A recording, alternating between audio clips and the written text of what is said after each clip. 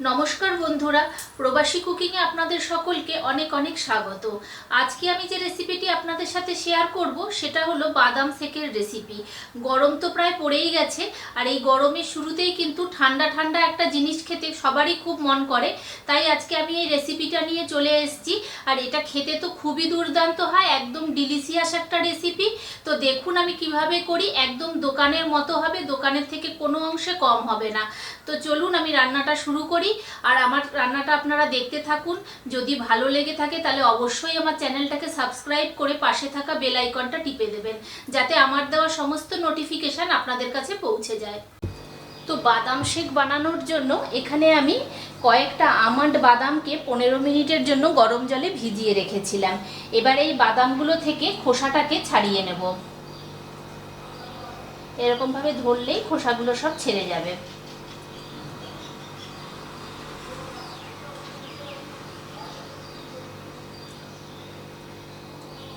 এইভাবে সমস্ত বাদামের খোসাগুলোকে ছাড়িয়ে নেব।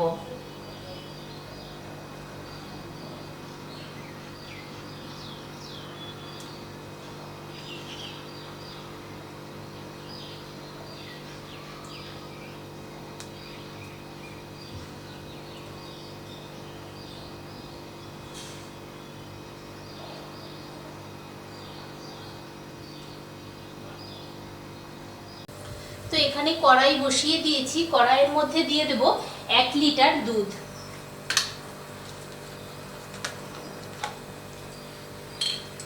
তো এখানে আমি মিল্ক মিস্টের দুধটা ব্যবহার করছি। টোন মিল্ক যেটা আছে মিল্ক মিস্টের, আমি ওইটাকে ব্যবহার করে নিচ্ছি এখানে। আপনাদের ইচ্ছা হলে আপনারা যে কোনো দুধই ইউজ করতে পারেন।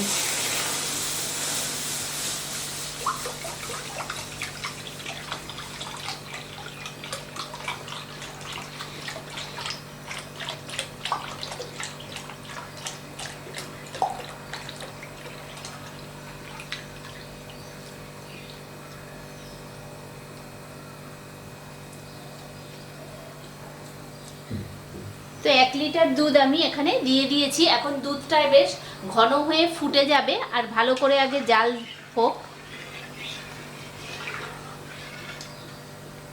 এই দুধটা কিন্তু একটু ঘন আছে।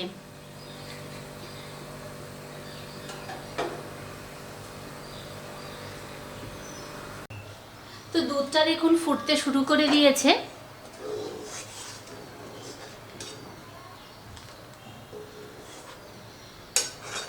তো এটাকে মিনিট 10 মতো ফুটিয়ে নেব, ফুটিয়ে বেশ ঘন করব।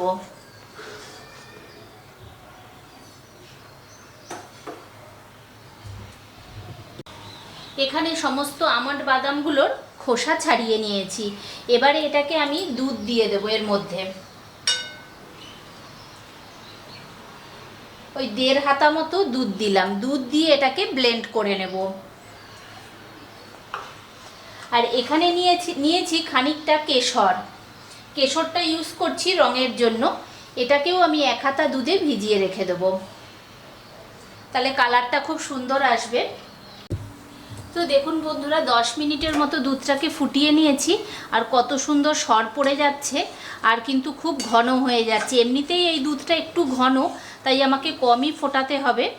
বেশ সুন্দর ঘন হয়ে যাচ্ছে, আর চারিপাশে দেখুন একটা বেশ ক্ষীরের মতো পড়ে যাচ্ছে।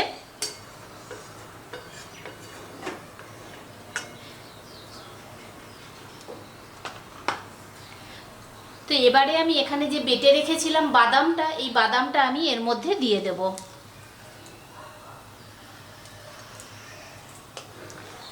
বাদামটা দিয়ে এটাকে একটু নাড়াতে হবে ঘন ঘন।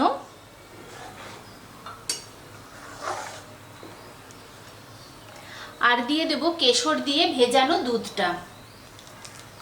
এটা কিন্তু পুরোপুরি কালারের জন্য দিলাম, আমি কোনো ফুড কালার ইউজ করব না। আর এটা দিলে একদম পুরো দোকানের মতো হবে, একটা কেশরি কালার আসবে। তো এগুলো দিয়ে এখন আবার মিনিট 10 মতো আবার আমি এটাকে জাল দিয়ে নেব।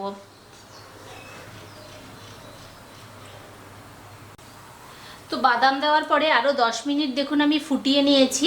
দুধটা কিন্তু বেশ খানিকটা ঘন হয়ে গেছে।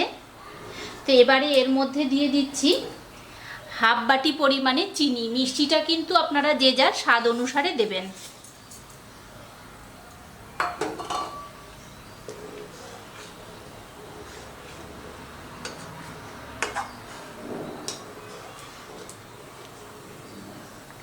চিনিটা দিয়ে একটু নাড়িয়ে নিয়েছি। আর এবারে এর মধ্যে দিয়ে দিচ্ছি একটুখানি এলাচ গুঁড়ো।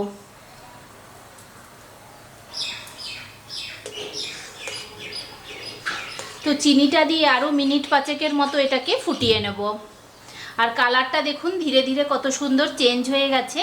একদম দোকানে যেমন বাদাম শেকের কালার হয় ঠিক ওই রকম কালারটা এসে যাচ্ছে। তো চিনিটা দেওয়ার পরে আমি আরও মিনিট 5 মতো ফুটিয়ে নিয়েছি। এবারে এটাকে একটু ঘন করার জন্য এখানে আমি 1.5 চামচের মতো কর্নফ্লোর নিয়ে নিয়েছিলাম। এই কর্নফ্লোরটাকে জলে আমি গুলে দিয়েছি। এবারে এটাকে আমি এর মধ্যে আস্তে আস্তে দিয়ে দেব, তাহলে কিন্তু একটু থিকনেস এসে যাবে।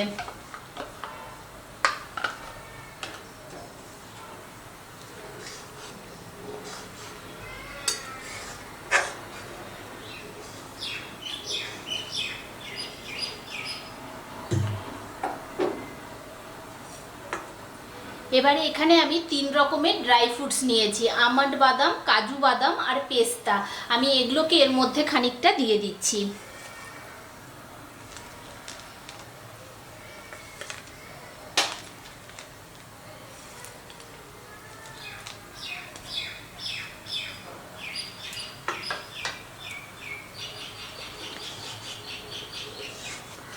আর খানিকটা রেখে দিয়েছি, ওটা আমি গার্নিশ করার সময় দেব, তাহলে দেখতে বেশ সুন্দর লাগবে। তো এখন আমি আবারও মিনিট 5 মতো এটাকে ফুটিয়ে নিচ্ছি। তো ড্রাই ফ্রুটসগুলো দিয়ে আরও মিনিট 5 আমি এটাকে ফুটিয়ে নিয়েছি। আর দেখুন বেশ সুন্দর কিন্তু ঘন হয়ে গেছে। তো এটা কিন্তু ঠান্ডা হলে আরেকটু বসে যাবে।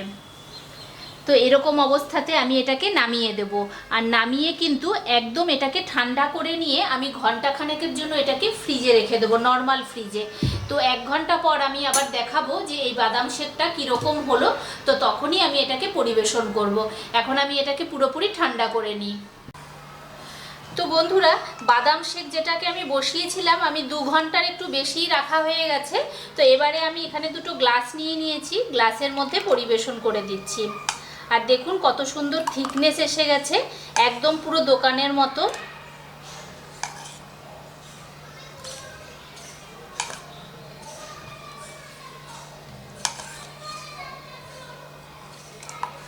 তো আমি এখানে 2টো গ্লাসে পরিবেশন করছি।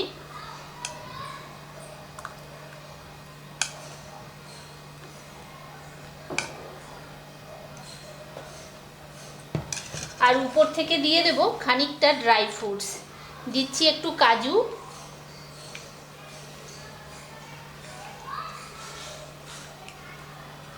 একটু আমন্ড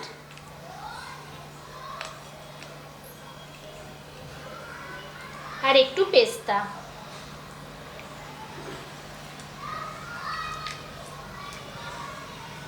তো দেখলেন তো কত সহজভাবে বাড়িতে আমি বানিয়ে ফেললাম বাদাম শেক। তো এই গরমের মধ্যে কিন্তু সবাই বাড়িতে বানিয়েই খাবেন, দোকান থেকে আর কেনার কোনো দরকারই লাগবে না। বাড়িতেই যখন এত সুন্দর বাদাম শেক করা যায়। তো আজকের আমার এই বাদাম শেকের রেসিপিটা আপনাদের কেমন লাগলো অবশ্যই আমাকে জানাবেন। আর বাড়িতে সবাই কিন্তু এই গরম থাকতে থাকতে একবার ট্রাই করে নেবেন। তো আজকের মতো এই পর্যন্তই, দেখা হচ্ছে পরের দিন নেক্সট ভিডিওতে। সবাই ভালো থাকবেন, সুস্থ থাকবেন।